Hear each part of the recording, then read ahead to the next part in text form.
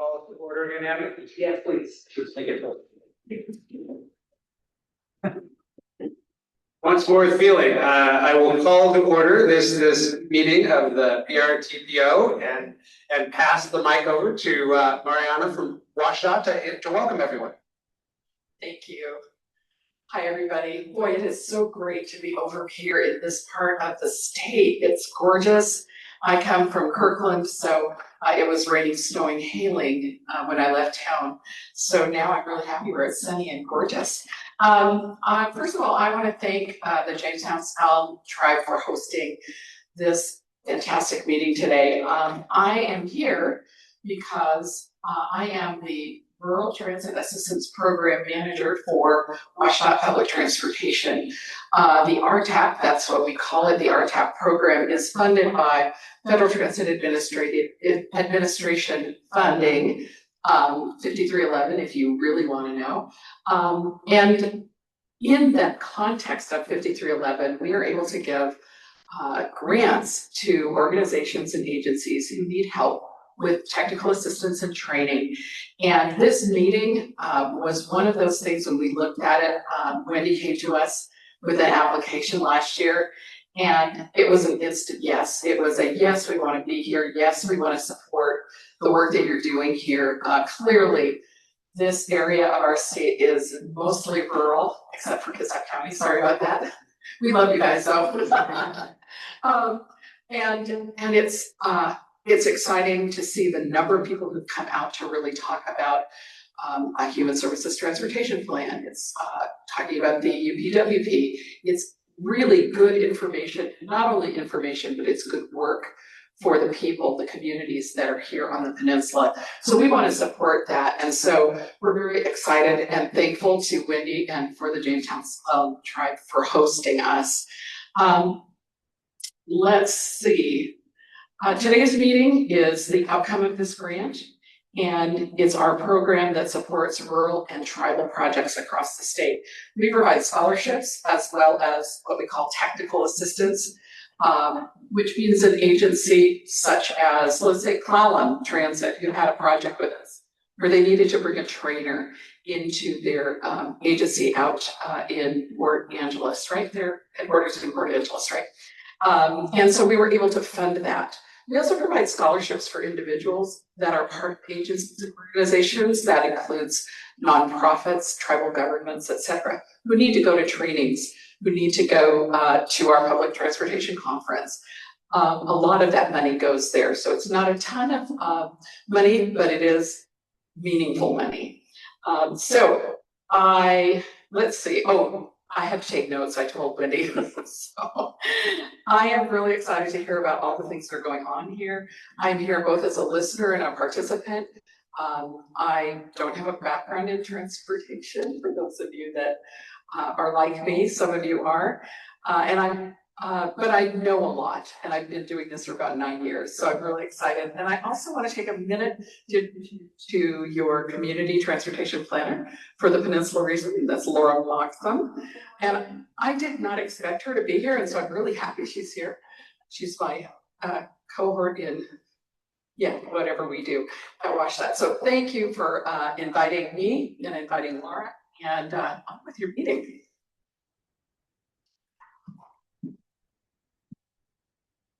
Thank you so much. All right, now we'll take a quick look at the approval of the agenda and consent agenda, and then we're going to take a quick round of introductions. So remember, the mics are hot. We have a mic on that side with John, and we have a mic with this side. So after we approve the agenda, we'll start to introduce ourselves and the organization that we're with really quickly before we move on to the Human Services Transportation Plan update. So I'm wondering if I have anyone if there's any changes that are needed for the agenda, or absent that, if anyone would move to approve the agenda. I'm sorry, can you identify yourself? Dick Taylor moves to approve the agenda, or I guess the whole consent agenda? Yes, the agenda and the minutes. Rachel seconds. It's good to see you, Rachel. All right, all in favor of the motion on the floor indicate by saying aye. Aye. Any opposed? Any abstentions? Okay, that motion passes. We have an agenda, we have approved minutes, and now we will pass it over to Sarah to talk about the plan. Oh, introductions, I'm sorry, yes. I will start with Sarah. You want to say hi? Hi, everybody. I'll introduce myself when I start speaking though. Thanks. That's there. I'm Greg Brotherton, Jefferson County Commissioner and your chair, and I'll walk the mic down this way. Hello, I'm Ed Coviello, a PRTPO coordinator. Amna Parson, PRTPO coordinator. George Mazer, Washington Olympic Region Multimodal Planning Manager. Eric Kuzma, Jefferson County Department of Works. Laura Lance, City of Bainbridge Island Council Member. Dick Taylor, Port of Shelton Commissioner. Megan Euchre, City of Sequim Public Works. Katie Cole, City of Sequim. Brad Obie, Port Townsend City Council. I'm sure. Mariana Hannafeld, Washington Public Transportation. I'm here. Thanks, Brian Spall, County Commissioner. Navarra Carr, City of Port Angeles. Susan Matthews, Lower Elwha County Tribe. Leslie Schneider, Bainbridge Island Council. Rachel Anderson, Mayor of Sequim. Welcome, everybody. Pete Jemslin, City of Sequim Council Member. Joe Caladich, Washington Olympic Region Multimodal Planning. Tim Hayes, City of Port Angeles Public Works. Vicky Grover, City of Bremerton. Jason McNichol, Public Transit. Jamie Brooke, Jefferson Transit. Nicole Gauthier, Jefferson Transit. Laura Longstone, Washington Public Transportation. Michael Bateman, City of Oldsmobile Engineering. Gary McVeigh, Osmo City Council. John Boston, Bremerton. David Ford, Kitsap County. All right, thank you everyone for being here. A great turnout. Looks like Sarah's still getting her slide deck to share, so I will riff for the 5 seconds necessary. All right, perfect. Fabulous. And thank you so much for the chance to come craft your agenda for a little while today. My name is Sarah Black, and for a lot of you, you might remember me in my earlier incarnation as PRTPO coordinator before AMNA. And now I am just off doing different kinds of projects. And one of those is the Human Services Transportation Plan update for the Peninsula region. And so what I'm going to do, I'm going to take just about 5, or maybe I think it's closer to like 10 minutes or so. I'm going to just talk about this update. For some of you, you're very familiar with it. And for others of you, this will be your first time through. So I want to either introduce or reintroduce the Human Services Transportation Plan to you. And also, talk about the approach and schedule we have going forwards.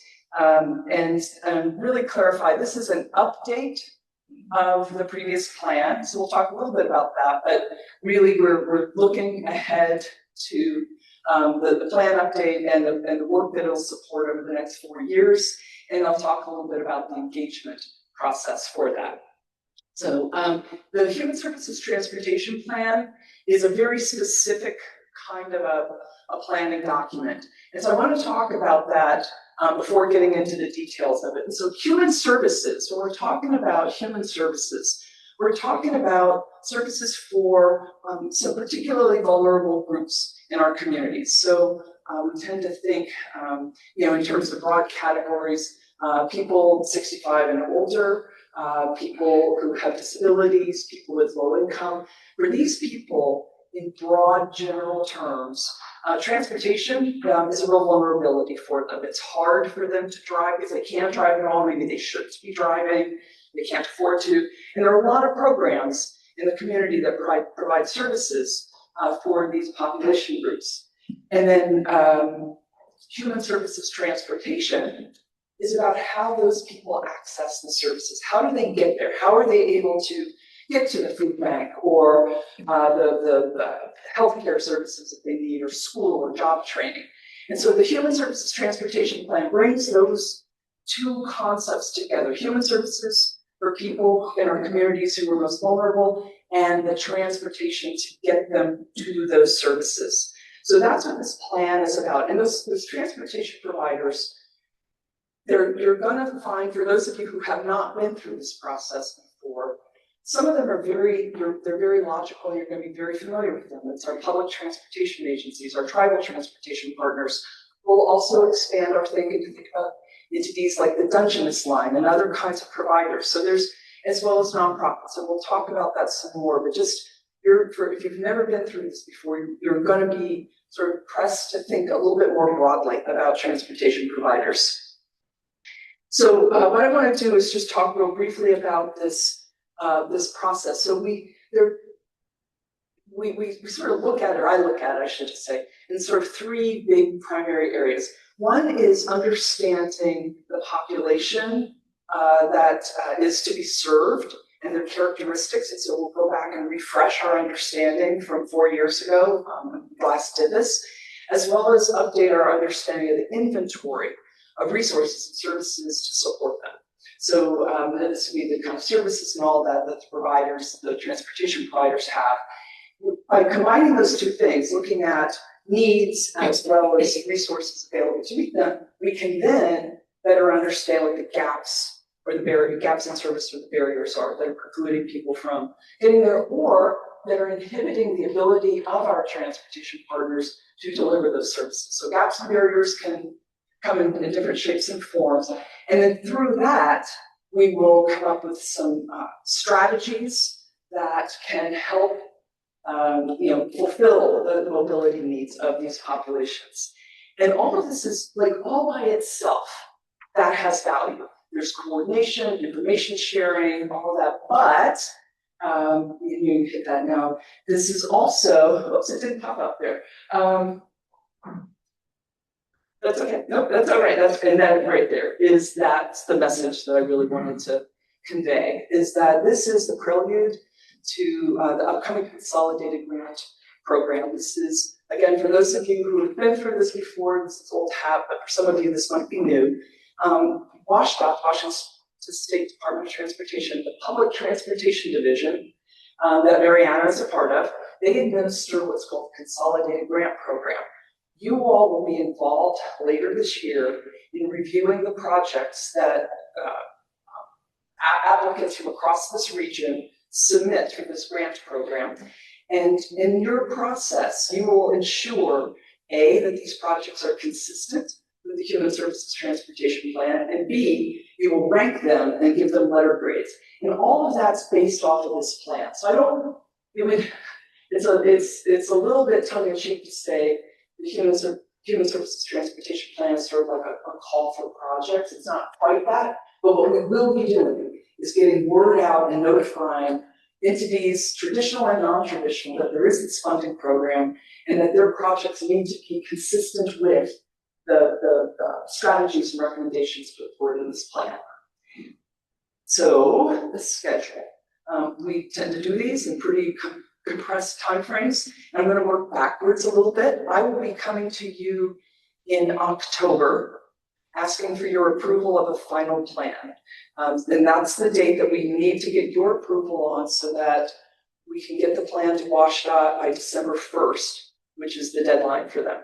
So working backwards from that, and with your bi-monthly schedule, I will be coming to you in August with a draft plan. We will use that time between August and October to do our public review process and make, refine it as it needs to be refined before we bring it to you. And we'll use that opportunity to get the word out about the Consolidated Grant Program. Between now and August, I'm developing this plan. And there's, as you can see up here on the schedule, there's a data development and evaluation part of it. There's obviously plan development. Throughout all of this is engagement. And so I want to talk just a minute about what that engagement looks like. So if you just click it once for me, please. First, I want to emphasize that, well, yes, there will be general public engagement and outreach and review and comment and all of that. In the early part of this process, I'm going to be leaning very heavily on the providers themselves, the service providers and the transportation providers, because they know the clientele they serve. They know the demands for travel that they get. They know the demands or the requests for service they cannot fulfill. They've got a sense globally of where people are going, where they're trying to get to, where the obstacles that keep them from getting there.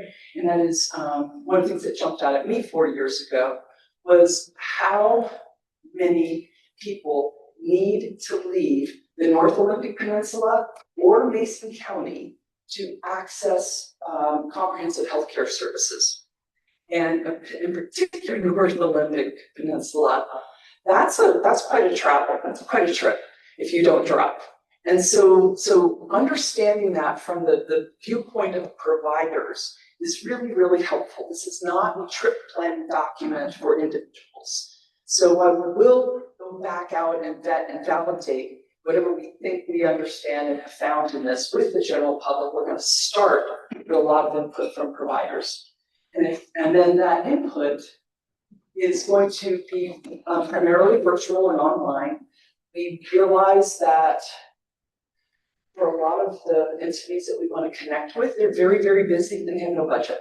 They don't have enough time to do what's already on their plate, much less sit down with some consultant for an organization they may have never heard of before to talk about mobility needs of their clients. And so we're going to use online tools, polls, this kind of survey monkey things that you all have seen a lot of, those types of tools, and being very mindful about the information we're asking. So we're not asking them to give up a chunk of time just to help us check a box, that we actually get really meaningful information from it.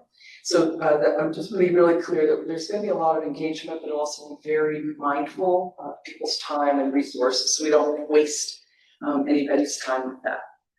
And then, as I said, we're going to lean heavily on the providers.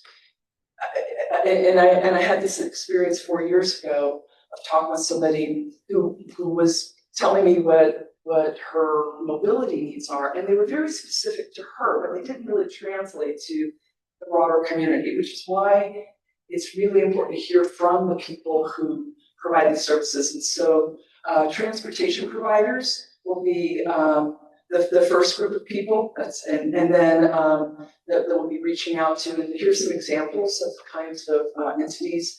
There are too many of you to all list up here on this one slide, but these are the kinds of organizations I'll be reaching out to on the transportation provider side. And then on the service provider side, one of the things that we've learned since 2022 was that there are these state designated entities called accountable communities of health. They're kind of like RTPOs, but for human services providers. And so we are, one of those is called the Olympic Community of Health. And they coordinate with healthcare providers across Clallam, Jefferson, and Kitsap counties. And then Choice is the ACH, the Accountable Community of Health for Mason County and Thurston and Lewis and Grace Harbor counties, maybe another one down there. So we'll work with these through these two organizations because they are umbrella organizations in an efficient way of reaching out to a wide range of providers to get the most complete picture that we can. And so we'll do that with those providers, as well as others like Area Agency on Aging, and again, in Shelton, there's the Exceptional Foresters that works with people with disabilities, helps get them into job placement programs. So those types of things. And then you also see down there, if you click it just once, this coalition on inclusive emergency management planning, as well as the emergency management departments and the EOCs in the counties. When you all did your regional transportation plan update, this notion or this need for more, a sense that maybe there's a need for more coordination in emergency preparedness and emergency evacuation bubbled up. And if there's a population we ought to really be thinking about that for, it's for people who don't drive. So if there are wildfires or earthquakes or whatever, how are the mobility needs of people who don't drive accounted for in the various emergency management planning processes? We're going to take a look at that and just see if that's something that we want to put on your radar to look at in more detail going forwards. So, and I think I've just got one more for you here. Yes, just please, if you've got thoughts, ideas, this is a full agenda you have today. So I'm really just introducing this to you. I'll be back talking with you, I think in June, if there's time on the agenda to start talking about data and the early findings that we have and what's queuing up next. But between now and then, those of you who've worked with me before know I love talking about this stuff. It's fascinating. I learned so much from all of you who were involved in this. So please don't hesitate to reach out, get in touch, got an idea, brainstorm. Maybe you're thinking of maybe an organization you might not have thought to contact. Any of that kind of stuff. You've got my phone number, my email address. Please reach out and get in touch. And your involvement, your input will help make this a better process, a better plan, and ultimately result in more money coming back to very important projects across the Peninsula region to help those who are more vulnerable in their mobility needs than others. So with that, I'm happy to answer any questions. I'll also be around during the lunch break if anybody wants to talk then. I don't want to, I know you've got a lot of other things. Questions for Tara, comments? Yeah, just one question. What is the deliverable, in terms of deliverable with this, is the plan to have specific locations and sort of specific needs identified that are included here? And so those projects, eventually projects can be submitted that will align with those things. I just That's beautiful. Yeah. It's what does this look like at the end? yes. It's like it will be very. Oh yes. What does the product? What does a human services transportation plan look like at the end? And the functionality of it, and you can get a very good sense of what this one is going to look like. If you go out on the PRTPO website, on the documents page, there is a link to the Human Services Transportation Plan, and what you'll see, I think we're going to intent is to maintain the same kind of format, a story map as well as a PDF, and there's data, there's some kind of data that I think agencies can use for grant writing. Then you'll find what we found last time. We had about 24 or so strategies, and we put them into 4 kind of buckets or ways of thinking about them. We will not have what you will adopt in October will not have specific projects in it. Now I'm giving my side eye over here to my colleague Laura because it's kind of projects in it. What you do in December is you will take action to recommend this ranking of projects to send to WashDOT for consolidated grants, and that will get amended into the plan. So instead of asking all potential project applicants now to come to the table and tell us what your projects are before you even had a chance to think them through, we instituted that the last go round. So if you go online and you look at the HSTP online, what you'll see is the plan was adopted in October of 2022. It was amended in December of 2022 to put that first list of projects in. And then 2 years later, and that's what we'll do this time, you will amend that plan again in 2 years. So it'll be December of 2028 when there's the next round of consolidated grants projects, and then you'll put a fresh list of projects in. So we tried to write it to be informational, to help increase public awareness. But let's just be really real. The show, the name of the game is that project list at the end, but that sort of gets amended in. But that process of ranking the projects, you will see in that process, the technical advisory committee plays a lead role in that, is comparing the human services transportation plan, the strategies in that plan with the proposals that come in to see, make sure that they're consistent and they're advancing the priority concerns of the region. So it's online, it's got kind of static sort of feel to it, but it will get updated twice, even after you adopt it. Question here? Yes. State the question. First, thank you. First, I'm new to the group from Paulsbo. I'm wondering if you could just, how much have the human services tended to change during the interval periods of the updates? And if they do change much, can you kind of give us a sense of what areas tend to change the most? That's a good question. Everybody heard, right? For the record. Oh, for the record, sure. What kind of changes do we see in time in terms of demand? I'm going to say the Human Services Plan and what we saw in 2022, which was the last time we did one of these updates, was that the effects of the pandemic were still roiling through the system. Both in terms, I remember at the time, ECHO, which is a nonprofit provider out of Port Townsend, they run a volunteer-based program. They drive basically seniors who are retired volunteer, and they drive people who need transportation to Seattle and sit with them all day. Well, they do other things too, but they'll go as far as Seattle to get people, say, to a dialysis appointment and bring them back, which is for free for the patient. What was happening in 2022 was that those were very vulnerable people themselves. And so they were having difficulty finding enough volunteers to meet the demand of the services that were being requested of them.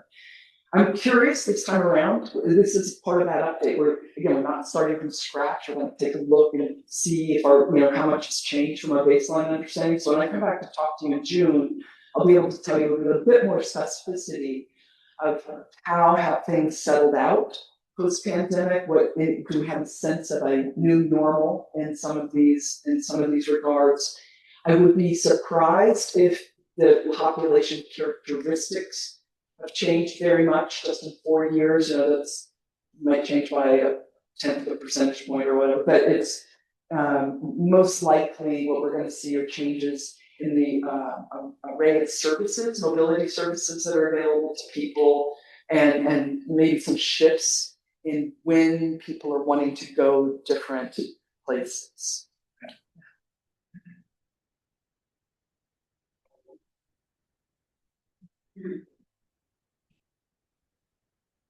Thanks. It might be helpful to know that I just was looking at the current version of the HSTP, that when agencies and organizations make an application to the Consolidated Grant Program, part of the application is actually to reference this document, and it's to reference the unmet transportation needs and gaps in service. So it doesn't mean that the project itself has to verbatim be named in the HSTP. This is a guidance document so that people that are looking at projects can look at that and say, hey, we can actually meet this need based upon the things that we have within our purview. We can do this and meet this need. And here it is in chapter 4, paragraph whatever it is. And the application asks for that because when it gets to WSDOT, we are looking to make sure that the projects that have been approved actually meet the needs that you have stated in your plan. So that's why, for me, when I'm looking at a human services transportation plan,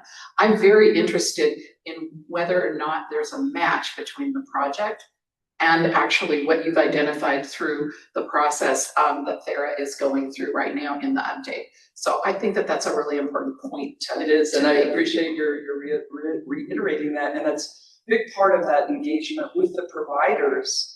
That helps us understand, have we characterized these issues in ways that it doesn't matter if it's a planner, I go and write all the best stuff over here, but if the providers cannot see a clear link between the services that they provide and their needs that have been spelled out over here, something's wrong. So it's really important that, again, this engagement with providers does help us make sure that we are articulating in the language of these providers in this region the issues and the opportunities and strategies that are available. And it'll be different from region to region. This program is a really good program. Instead of all of these entities who don't have enough time and they don't have staff to write grants and all of that, instead of them having to write a grant for each of the various different funding programs that WSDOT is managing, they get to write one grant application. And WSDOT on its end, on the back end of this process, they take a whole lot of different colors of money, state and federal grant programs, and they mix and match to fund as many projects as they can and stretch those dollars as far as they can while minimizing the burden on the applicant. So it's really a I have a hunch our roads folks would like to see maybe some grant programs like that at Washington too, but it's certainly very advantageous for the public transportation. So I don't have a question, but a short comment. I'm really glad that you're working on this with us. So thank you. Well, thank you. I'm really, thank you for this opportunity. I know you had some other applicants. I love this region. And I learned a lot in the 2022 process that I hope we can put into practice. I have a question. Is there, this is a huge region for you. This is a huge region for you to manage all on your own. Is there going to be some component of this where local agencies like ourselves can help support you, in getting information from those local providers? Is that a part of the plan sort of further down the road? It is, the invitation will always be there for the jurisdictional partners. Most likely, I know that the transit partners, our tribal transit partners are going to be the most likely venue that I will reach out to, but the offer will be there to all. But even when we think about, if you think about the engagement, public engagement, if I'm going to this clientele base, they don't know me from anybody, and quite honestly, I don't know PRTPO from any other organization either, so I can't really throw that name around. But they do know the transportation providers who ferry them from place to place, or the human services providers that provide them with the food or the workforce training or whatever. So that's part of that, trying to be efficient in our outreach and reach as many people as we can, as to work through them. And there will be, in some instances, I think cities and counties, maybe public works staff who have insights as well, but my hunch is most of that opportunity will come through our transit or tribal transit partners.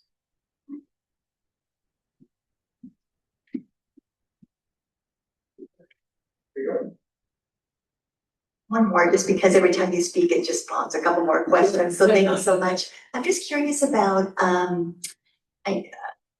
other elements of the vulnerable population, including children. And so school districts, school buses, summertime, emergencies. Will this encompass some of that as well? It will not, we're not going to look very, just at children 0 to 18.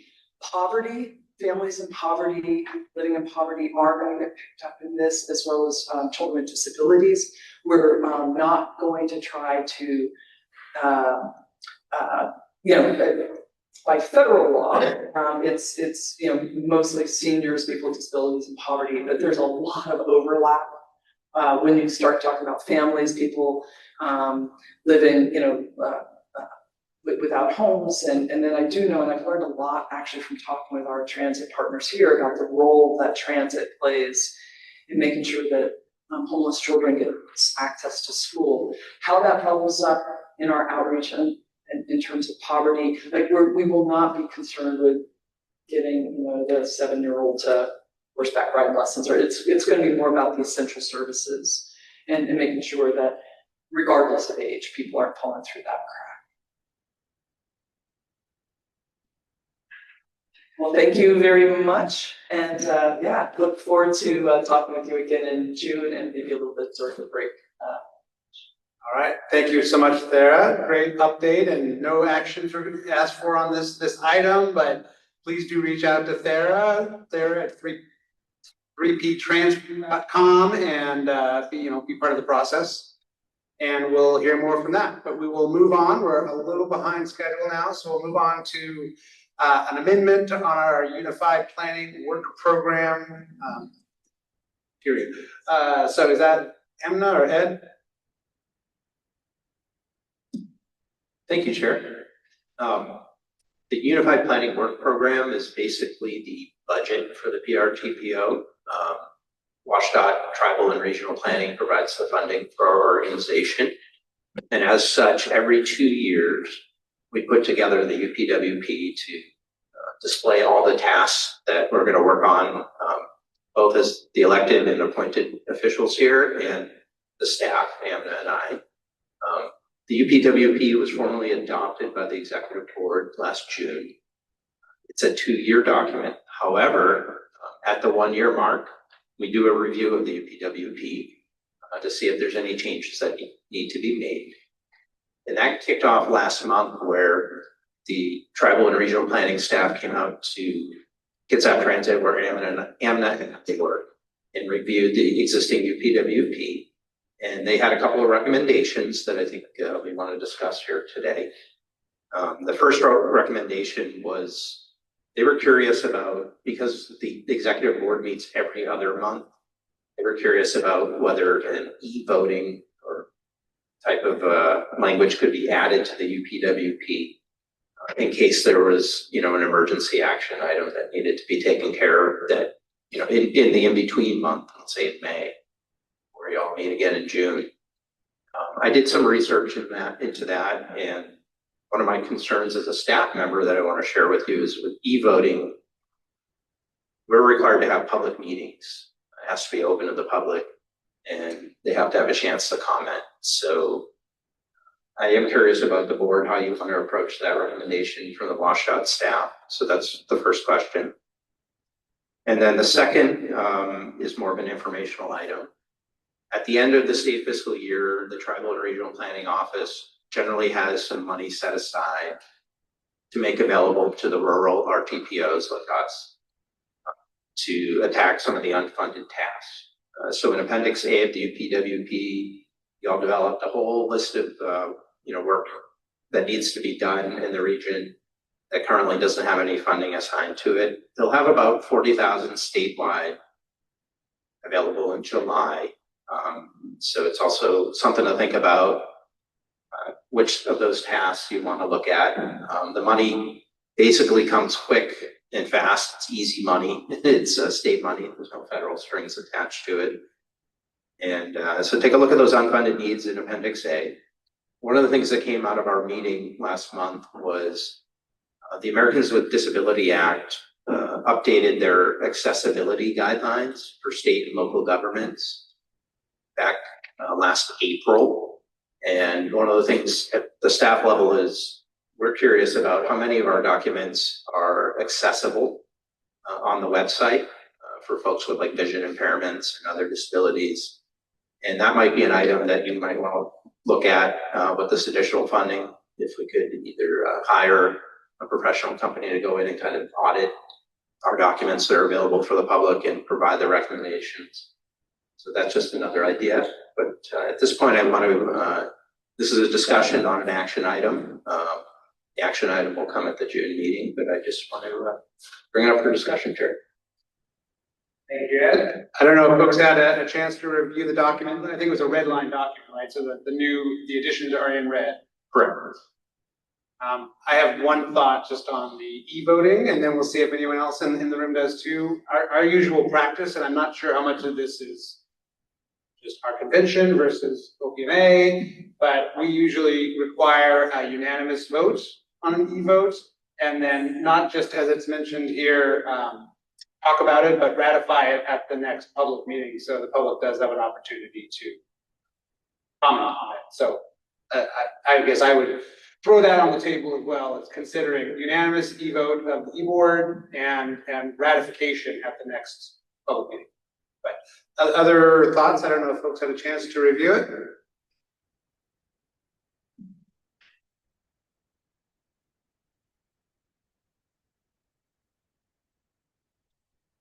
Okay, well, oh yeah, Mike. I would just say on a smaller board, unanimity might be doable. On a board of this size, that seems like a challenge.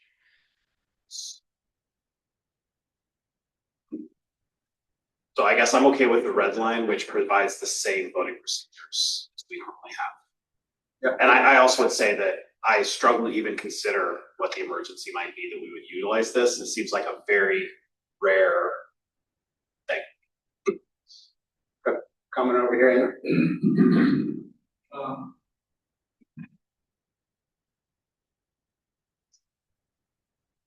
Thanks. Also, I mean, the ability to do an emergency meeting is relatively simple. The other one is that you could defer it for a decision by the executive board, the smaller group, with ratification at the next meeting as part of that. Because there's, voting has a lot of stuff, briefings, how do you get forward? But getting an emergency meeting is doable, it's hard to get a quorum. Or the alternative is to, defer emergency action as declared by the chair to the executive board with ratification at the next meeting. Does that exist in our, we could do that today, right? There's no change needed for that? I mean, I know we can call a special meeting. I think the challenge is getting a quorum, as Mike says, with 27 members, it's sometimes challenging to get that requisite amount. Ed? Yeah, I'll read a paragraph from the bylaws. The chair may call a special meeting and provide notice to all executive board representatives and alternates by telephone or email. When email notice is used, the notice when email is used, the notice must be sent at least 5 business days prior to the meeting, and a quorum must respond affirmatively to the notice at least 3 business days before. And then the notice of the special meeting must include the date, time, location, and specific agenda items. So that's essentially the public notice. So yeah, I was bringing this up because the staff from tribal and regional planning was suggesting it. I didn't want to outright say, no, that's a bad idea. So I think, we've got this covered from my gut perspective. And in the past 7 years that I've been working for y'all, we haven't had to have, we need a vote today type of thing. So that's my recommendation, is just kind of not add this, talk about it, and unless there's a compelling argument, scratch out. Okay. Other thoughts? I see some nods. I don't know if we want to do a poll. I know we're not being asked for action, but from the board members, I mean, I'll call an informal poll. Who generally, by a show of hands, is interested in pursuing the e-vote edition? Okay. That's it. Oh, yep. Did someone else have something? I just had on your Hold on. On your task and milestone table, so that occurred last year. Okay, and that's just, I wasn't sure if the date was. Yeah, it was June. That'll happen last year. Yeah, it was June that the board adopted it. Okay. With, the TAC had a chance to look at it as well. Great. Okay. Any comments on the ADA addition? I guess my one comment is I think there's the updated law has like date benchmarks by which time we need to get it. So I don't know if we need to add those benchmark dates into this, but okay. We will. I'll pull it right out of the guidance. And there's like different tiers based on the size of the metropolitan area. So I think we have some advantage being smaller region population wise, but we've got to get the work done. Great. So that updated verbiage will come and the other won't come in June. Correct. And then in June, I would like to ask you all if you want to, when that money becomes available, I get an email from Gabe at Tribal and Regional Planning. The quicker I can respond, the more likely we'll get the money. Which of those unfunded tasks you want me to forward. So maybe in June, after I get a chance to review them. Yeah, right. I have an information question for the ADA paragraph. Can you give us the background why PRTPO is required to fall underneath that ADA compliance for websites?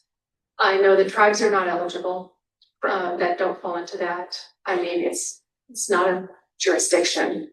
So why is it part of that? I wish I could give you a well-versed answer right now, but it applies to state and local governments. And of course, tribes being a completely different entity, it's looked at through a different lens. But since we receive state funding that administers this program, we're essentially a state creature. The PRTPO, created by the state legislature, therefore we're subject to the state laws and the federal laws. Hope that answered. Yeah. Okay.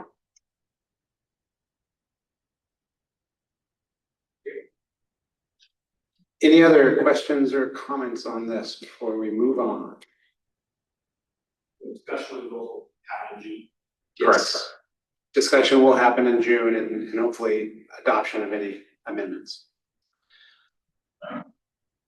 Oh, yeah, one more.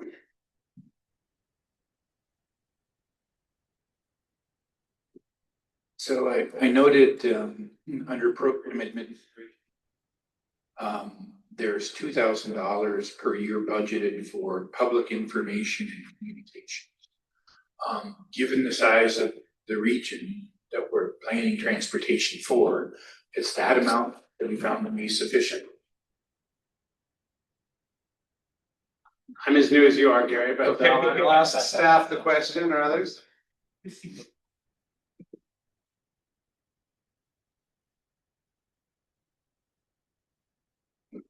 It's been sufficient, yes. It covers mostly the cost to provide newspaper ads. And those are quite expensive. One of the challenges we have is that the state funding rarely changes in the upward direction.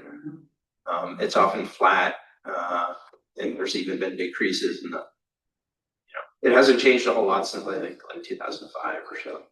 So we're tight financially. Thanks for that. Any other questions? Comments?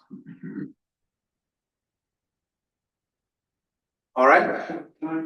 Seeing none, we'll move on to our next agenda item on the transportation alternatives updates. Is that you as well? Yeah, that's me. Take it away.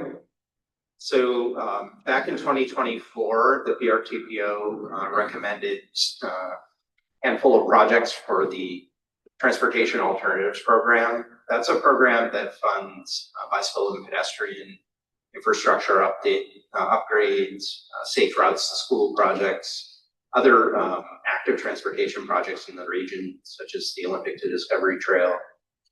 And let me get my paperwork out here. We had a few projects that were, if I could find them, give me a second,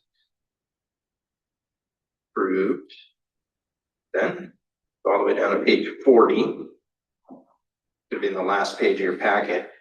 There were 3 projects that were approved.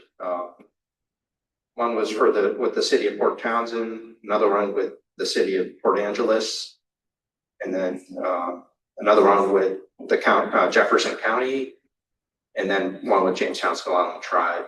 The Jefferson County project, $461,000 was awarded. Jefferson County is experiencing some of the things we're all experiencing with inflation, and they're looking to request an additional $255,000 that transportation alternatives funding out there.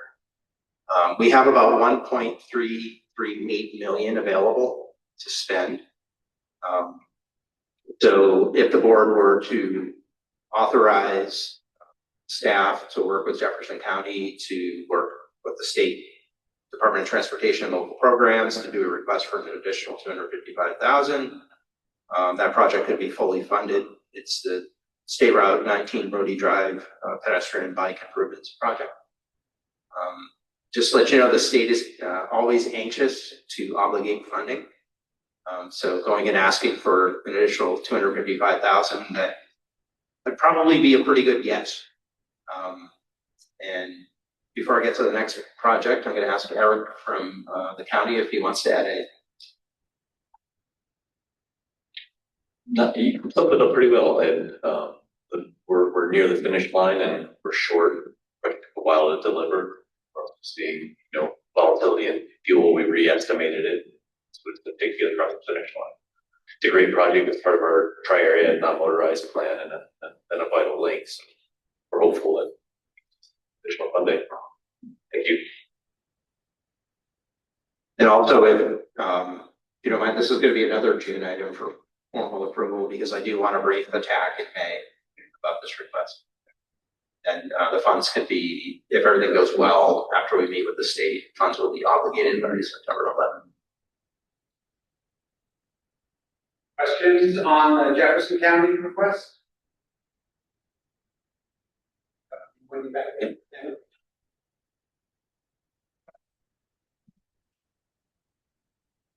Are we opening the opportunity for other projects that have also are underfunded, be able to do the same request in the same timeline?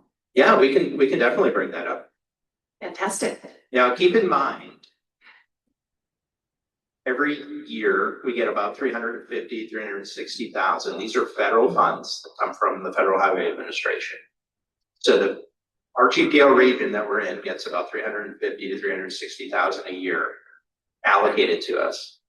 And we have typically gone every 4 years for projects. That way we can build up enough money to build, have enough money to build meaningful projects. So keep that in mind. So we have that 1.337 million that we can draw down on.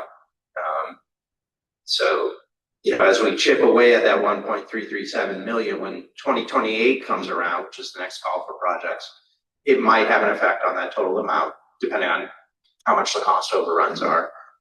But going back to my earlier point, the state really likes to obligate money.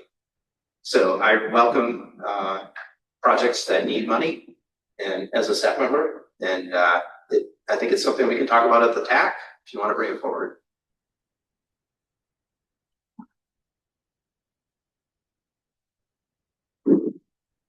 I think the request would be modest, just like Jefferson County.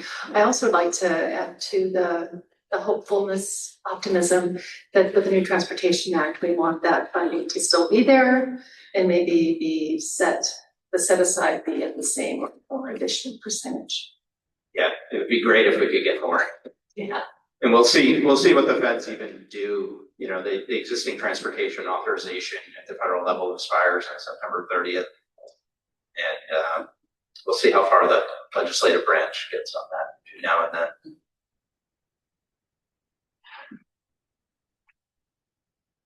You need a microphone, Chair. You want this going to Port Angeles project? Yeah. City of Port Angeles right now is, we've had discussions with the City of Port Angeles about possibly reallocating their funding from construction to design. And that's because like many jurisdictions around the nation, those that were awarded RAISE grants from the last administration, most of those grants are being held up right now at the Office of Secretary's Transportation in DC. So Tim, do you want to talk about? Sure, I can give you a brief update about what I got yesterday. Okay. Like many agencies who've been awarded RAISE grant funding, particularly with the PS2P program here locally, we've been working for several years to try to obligate these funds and get an agreement in place. So the city of Port Angeles was sort of strategizing to see whether we could transition those funds that we had originally been awarded for construction due to the delay into design. However, we learned yesterday, Ed, and I apologize for not getting back with you immediately, that our RAISE grant funds are, the term sheets were signed and we are approved to move forward into obligation. Now that doesn't necessarily mean that the feds are going to do anything with it, right? But at least we're one step closer, and so for the time being, we can table that request. Excellent. Yeah. Congratulations. Now, whether we'll be able to obligate those funds by 27, which I believe is what we were originally planning on, with a 2-year delay in the start of design, is still questionable. So we may be looking for, to a request to push that obligation date out, or perhaps reprogram that. Maybe that creates an opportunity for underfunded projects right now to utilize those funds that need to be used in the near term. Excellent. We stand ready to help. Thanks for the good news.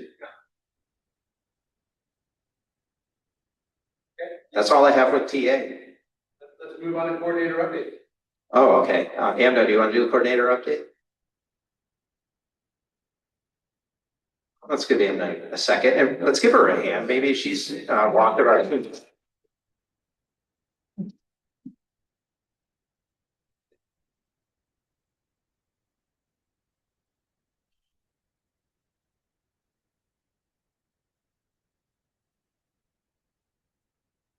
All right, no updates. All right.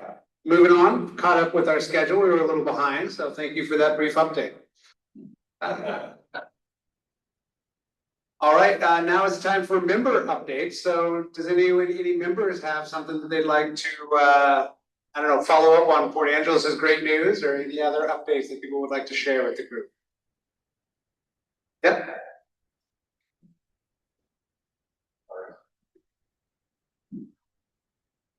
Playing out the thing about raise grants is good for all the peninsula is those that have the raise grant for the Puget Sound to Olympics trail studies as part of that. The federal government pulled back their amendment request.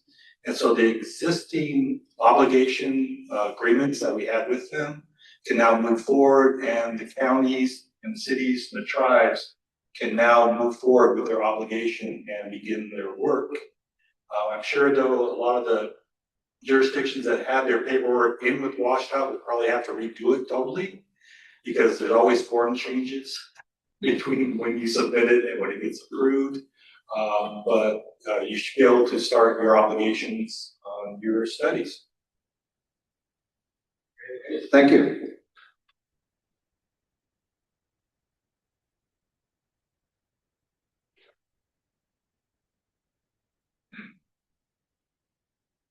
Dave, thank you so much for that. I just want to clarify. Is that the $16 million grant that got divvied up between the different counties and tribes and whatnot? Correct, yes, that was a $16.3 million raise grant with 12 or 13 jurisdictions and tribes. As part of that, Bainbridge. Heard that. Bainbridge Island has 3 or 4, 3 I think, 3 of them. Oh, wow, that is such great news. All right, thank you so much. Can you repeat that, please, just for prosperity? Yes, the Puget Sound to Olympics is a $16.3 million grant, federal raise grant with 12 to 13 tribes and jurisdictions as part of that.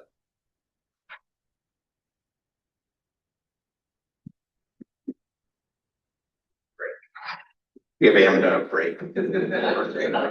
Kinder Stetson. All right, any other updates? Yep. Hi, George Mazer, Washington Olympic Region. So I have a twofer for you. So I think many of you know Steve Rourke, our region administrator, who's presented to this board many times. It's not public knowledge he would receive promotion. We have a new assistant secretary for fish passage delivery. Steve will be filling in that position. So we're reorganizing a lot of our fish passage. So that takes effect May 1, and they will begin recruiting for a replacement for Steve. In the interim, if you know Troy Cowan, he's the ARA for maintenance and operation. He is filling in for Steve. So we have a little bit of change coming to our region and to Washington's fish passage program. Thank you very much. Big update. Anything else?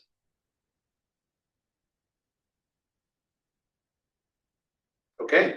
Well, with that, that kind of concludes the business portion of the meeting. I believe we have to, because we have a quorum, we're not going to adjourn until the end, right? Is that?